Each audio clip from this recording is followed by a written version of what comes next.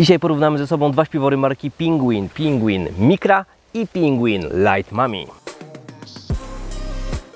Kilka różnic w tych śpiworach jest widocznych już na pierwszy rzut oka. Micra jest śpiworem znacznie większym i też cięższym. On waży 1080 gram, a ten z kolei Light Mami waży tylko 640 gram.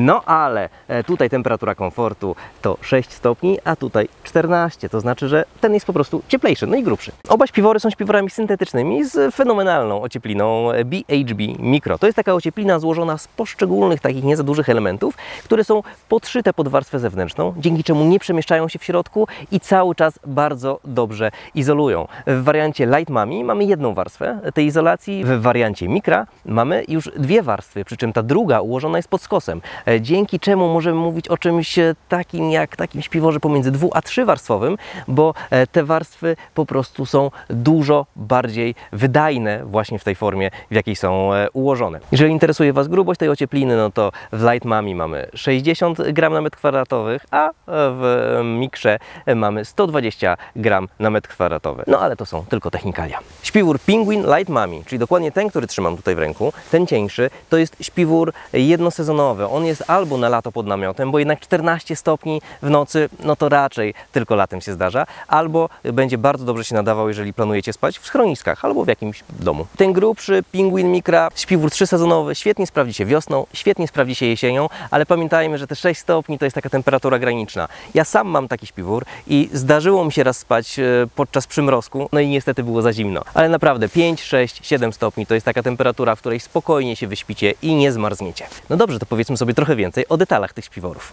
Materiał zewnętrzny śpiwora, on jest taki cieniutki, delikatnie szeleszczący, no ale nie powinien Was budzić w nocy. Materiał ripstopowy, bardzo trudny do podarcia, a dodatkowo zabezpieczony impregnacją DWR, przez co woda nie nasiąka, tylko spływa po tym całym materiale.